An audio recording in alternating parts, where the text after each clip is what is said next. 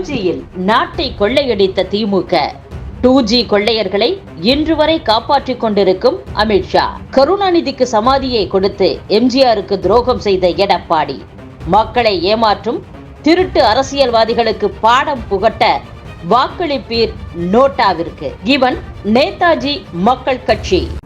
600 வக்கீலுங்க சேர்ந்து தலைமை நீதிபதிக்கு லெட்டர் அனுப்புகிறான்.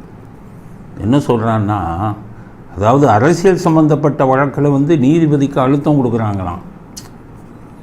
நீதிபதிக்கு அழுத்தம் கொடுக்குறாங்க. இதில் நீ யார் நீதிபதி போடணும், யார் தீர்ப்பளிக்கணும்னு எல்லாம் இவங்களே அழுத்தம் கொடுத்து தீர்மானிக்கிறாங்களாம். இந்த லெட்டருக்கு தலைமை வாங்கி கொடுத்தால் யார்? காங்கிரஸின் கைக்கூலி ஹரீஷ் சால்வேங்கிற ஒரு வக்கீல். இந்த ஆளு காங்கிரஸை சேர்ந்தவர். ஹரீஷ் சால்வே அந்த ஆளு கடிதம் எழுதுகிறாரு. கூட 600 வக்கீலுங்களை சேர்த்துக்கிட்டார். பார் கவுன்சில் தலைவர் எல்லாத்தையும் சேர்த்துட்டு. எதுக்குன்னா, அரவிந்த் கெஜ்ரிவால் பெயில் இப்போ உங்களுக்கு டெல்லி ஹைகோர்ட்டில் இதாகலைன்னா சுப்ரீம் கோர்ட்டுக்கு வரும். அப்போ அவருக்கு பெயில் கிடைச்சிடக்கூடாது.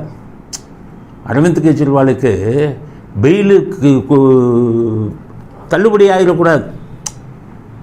ஏன்னு கேட்டிங்கன்னா, சுப்ரீம் கோர்ட்டு அரவிந்த் கெஜ்ரிவாலுக்கு பெயிலை தள்ளுபடி பண்ணிட்டா என்ன பண்ணுறது? அப்போ இப்போவே அரசியல் சாயம் பூசணும். பிஜேபி அழுத்தம் கொடுப்பாங்க. அரவிந்த் கெஜ்ரிவாலுக்கு பெயில் கிடைக்காமல் இருக்கிறதுக்கு பிஜேபி அழுத்தம் கொடுப்பாங்கங்கிறத முன்னாடியே இது பண்ணிக்கிட்டு, இந்த கோமாளிகள் எல்லாம் 600 பயலுங்க சேர்ந்துட்டு இது மட்டும் நீதித்துறையில் தலையிடுறதாகாதா? என்ன அழுத்தம் கொடுப்பாங்கன்னா என்ன அர்த்தம்? அப்போ ஒரு சாராருக்கு நீங்கள் சாதகமாக சொல்லணும்னு தான் அர்த்தம். அரவிந்த் கெஜ்ரிவாலுக்கு தகுதியின் அடிப்படையில் பெயில் கொடுக்கட்டும், கொடுக்காம போகட்டும், அது வேறு விஷயம். நீங்கள் எதுக்கு இந்த டைமில் போய் மூக்க நுழைக்கிறீங்க? 600 கை கூலிகள் எதுக்கு முன்னாடி போகிறீங்க? இதுக்கு மட்டும் வரீங்களே. பொன்முடி வழக்குக்கு வந்தீங்களா? பொன்முடி வழக்கில் என்னென்ன நடந்தது? இந்தியாவே பார்த்து காரி துப்புச்ச நீதித்துறையை. பொன்முடி வழக்கில் இதே சுப்ரீம் கோர்ட்டு மந்திரிகள் அரசியல்வாதிகள் சம்மந்தப்பட்ட ஊழல் வழக்குகளில் ஸ்டேயே கொடுக்கக்கூடாதுன்னு சொன்ன அதே சுப்ரீம் கோர்ட்டு வெக்கம் இல்லாமல் எப்படி நீங்கள் இது பொன்முடிக்கு மீண்டும் மந்திரியாக்குன்னு சொன்னீங்க? எங்கே போச்சு உங்கள் நீதித்துறை? எங்கே போச்சு உங்கள் நியாய தராசு? இன்றைக்கி வந்துட்டான் ஒரு 600 பேர் இப்போவே கொடுக்குறான். ஏன்னா அரவிந்த் கெஜ்ரிவால் பெயில் தள்ளுபடி ஆகிருமோங்கிற பயத்தில் காங்கிரஸ் தலைமையில் இருக்கிற ஹரீஷ் சால்வே காங்கிரஸ் கட்சி தூண்டி விட்டு பெயில் கிடைக்கணும் இது அரவிந்த் கெஜ்ரிவாலுக்கு, பிஜேபி தலையிட்டு இதில் நிறுத்திடுவாங்கன்னு சொல்லி இப்போவே போய் 600 பேர் கொடு. அப்போ சுப்ரீம் கோர்ட் எந்த லட்சணத்தில் ஓடிக்கிட்டு இருக்கு பாருங்கள். 600 வக்கீல் கையெழுத்து போட்டிருக்காங்க, எல்லாம் காங்கிரஸ்காரன். அப்போ நீதித்துறையை கேலியாக்கிட்டாங்க. அது அன்னைக்கு 10 வக்கீல் போனானே 50 கோடியை வாங்கிக்கிட்டு பொன்முடி வழக்கில் ஜட்ஜோட ரூமில் போய் 10 ஃபேஸ் வேல்யூ காமிச்சு அன்னைக்கு வாங்கினான்ல. சரண்டர் ஆகணும் அப்படிங்கிறத நிறுத்தி வைக்க, சரண்டர் ஆகணுங்கிறதுக்கு ஸ்டே கட்டு 50 கோடியை வாங்கிட்டா 10 வக்கீல் போனானா இல்லையா? அந்த 10 வக்கீல் போகும்போது மட்டும் நீதித்துறையில் தலையிடுறது இல்லையா?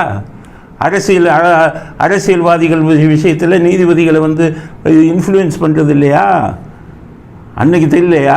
பாருங்கள், நீதித்துறை கேவலமாக போச்சு.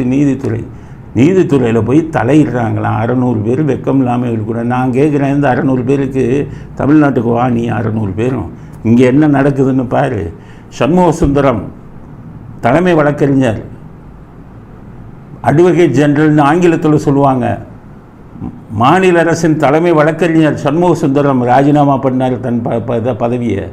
ஏன் ராஜினாமா பண்ணார்? ஸ்டாலின் ஆனந்த் வெங்கடேஷ்கிட்ட கேஸ் வரக்கூடாதுன்னு அழுத்தம் கொடுத்தாரு. நீ பாரு, ஆனந்த் வெங்கடேஷ்கிட்ட கேஸ் வரக்கூடாதுன்னு. இந்த 600 கோமாளிகளுக்கும் கேட்குறேன், இது மட்டும் நீதித்துறையில் தலையிடுறது இல்லையா? ஸ்டாலின் மட்டும் ஆனந்த் வெங்கடேஷ்கிட்ட வரக்கூடாது அப்படின்னு சொல்லி அவங்க அட்வொகேட் ஜெனரல்கிட்டே சொன்னது மட்டும் என்ன? அதுக்கு என்ன அர்த்தம்? ஏன் உங்கள் ராசா ரகுபதினு ஒரு நீதியரசர் இருந்தார், அவரே ஓப்பனில் சொன்னார், ராசா கூப்பிட்டு ஒரு ஆளுக்கு பெயில் கொடுக்க சொல்லி மிரட்டுறாருனார். அது மட்டும் நீதித்துறையில் தலையிடுறது இல்லையா? நீங்கள் தானே நீதித்துறையில் தலையிடுறதுலையே மன்னங்க. நீங்கள் தானே. கருணாநிதி இருக்கும்போது 1971 76 உயர்நீதிமன்ற நீதிபதிகளுக்கெல்லாம் திமுகவை சேர்ந்தவர்களெல்லாம் பரிந்துரை செஞ்சு நீதிபதி ஆக்கினாரா இல்லையா?